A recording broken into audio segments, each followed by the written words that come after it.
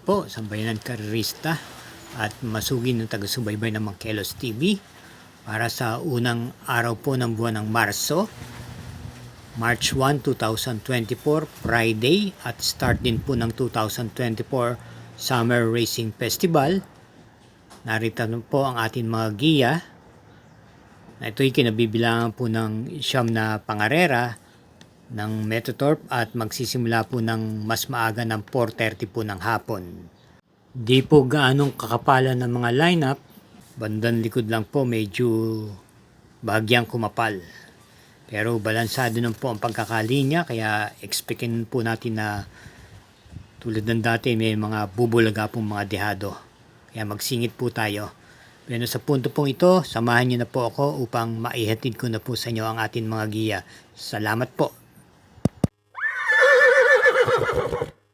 Karera number 1, start po ng winner take all, races 1 to 7. Start time is 4:30 p.m. at distance 1,200 meters and 3-year-old and above maiden race.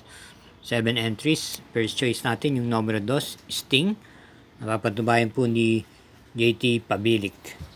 Po'y may angking bilis at meron pong magandang tempo to para sa distansyang 1,200 meters.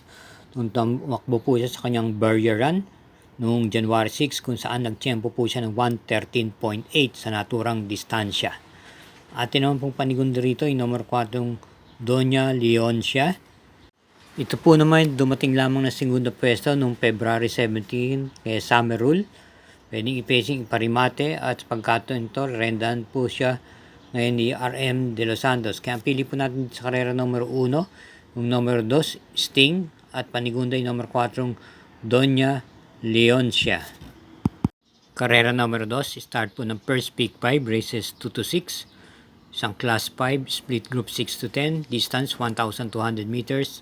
Mayroon pong 6 na kalahok dito. Ang primera natin, yung numero 6, Calle Loreto, na rendan po ni C.A. Reyes. Ito po isang derimate. At nung February 18, siya'y na pampito lamang kay Distant Thunder. Pero meron pa po itong isang takbo nung January 28 kung saan maganda po ang kanyang ikinilos. Siya po ay dumating ng segunda pwesto kay Flywheel. Panigundo naman po natin dito yung kalahok numero 5, Primero Soldado. Papatubayan ni LF De Jesus. Kanyang mga nagdaan takbo, maganda po ang kanyang pinapakita. Madalas nasa timbangan. Ang pinakahuli ay nung nasigunda po siya nung February 21 kay Blair Bottom. Natalo lamang po siya doon ng nguso. Ito po ay pwedeng iparimate.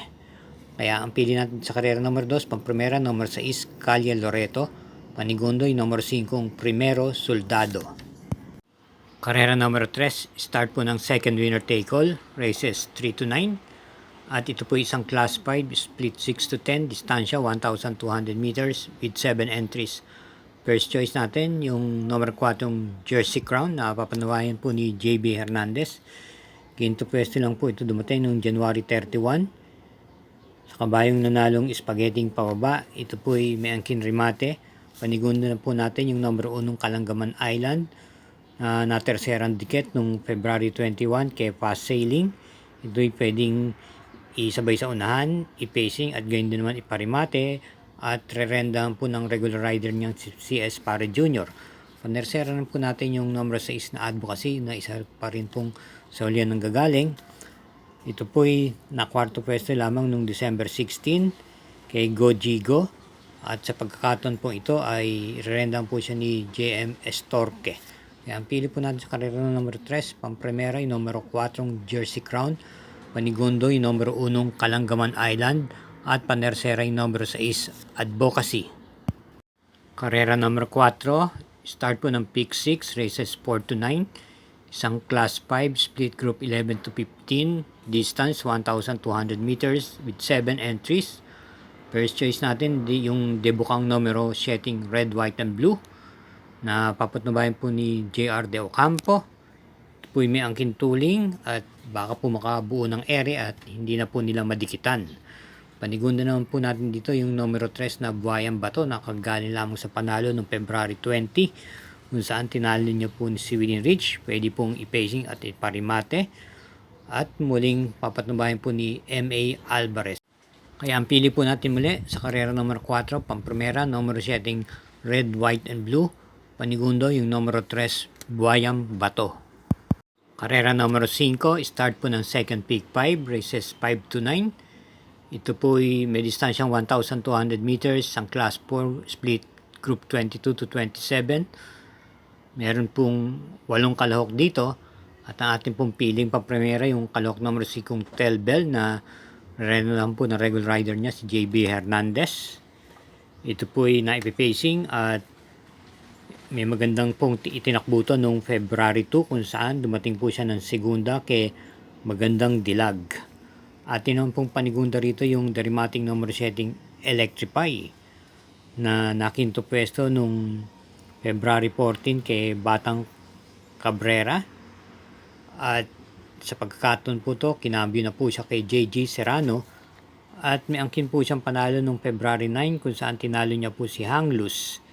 Kaya ang pili po natin sa karera numero 5, pampremera, numero 5 Telbel at panigunda yung numero 7 Electrify.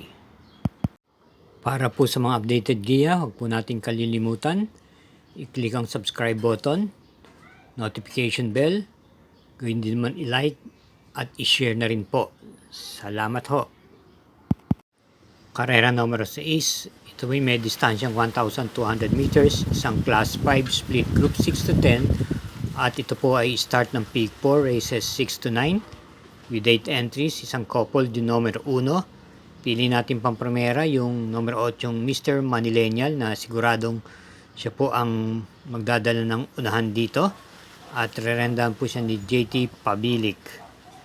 Dumating lamang ng pang-apat na pwesto noong February 13 kay I Tell You. At ang atin naman pong panigunda rito, isa pa rin pong may angking tuling, yung numero 6 Top Posay na natersera naman po noong February 17 kay Happy Kid at muling rendan po ni AB Serios. Panersera po natin dito yung Derimating numero 5 Kung Fu Karatu ni DL Camaniero. Yan, pili po natin sa karera numero 6, pampremera, numero 8 Mr. Manilenial, panigundo, numero 6 Top Posay, panersera, numero 5 Kung Fu Karatu. Karera numero 7, isang class 5 split group 5 for placers at may distansyang 1,400 meters, 10 entries po. Pampremera po natin dito yung numero 1 Victorious Passion na rendan mo po ni C.A. Reyes na kwarto pwesto noong February 18 kay Step Bell. Ito po pwede pong isabay sa unahan at maipacing. Na segunda pwesto lamang po ito noong February 7 kay Sherse. Atin naman panigunda rito yung imported horse numero 5 Happy Maggie na 2 beses na pong dumating ng segunda. Nung pinakahuli po ay noong February 23 kay Queen Margot at muling renda ni JT Sarate. May angking remate po ito. At ang ating pong panersera rito yung numero 8 Justifiable na pwedeng siya po ang magdala ng marcha sa unahan. Ito yung may angkin tuling, natalo lamang punto ng leeg noong February 13 kay Munich. At muling papatnubayan po ni PM Cabalejo. Kaya ang pili natin sa karera numero 7, pampremera, numero 1 Victorious Passion, panigundo, numero 5 Happy Maggie, at panersera yung numero 8 Justifiable. Karera numero 8, penultimate race. Ito po ay isang class 4 split group 16 to 21 with a distance of 1,400 meters. Meron po tayo ditong 10 kalahok. At ang ating pong pampremera dito yung numero 6 Orades Gray na papanubayan ni KB Abobo. Isa pong Derimate na kwarto pwesto noong February 14 kay Sylvia Platt. At naman January 5, ito po ay nanalo kung saan tinalo niya po si El Mundo. Panigunda po natin dito yung numero 7 Chocolate Thunder na alam naman natin ang butin to. Depende na lang po sa connection ito. Ito po ay dumating sa Pampito nung February 2 sa kakwada niya mismong Jubilum na sa tingin ko hindi siya talaga kinilos doon.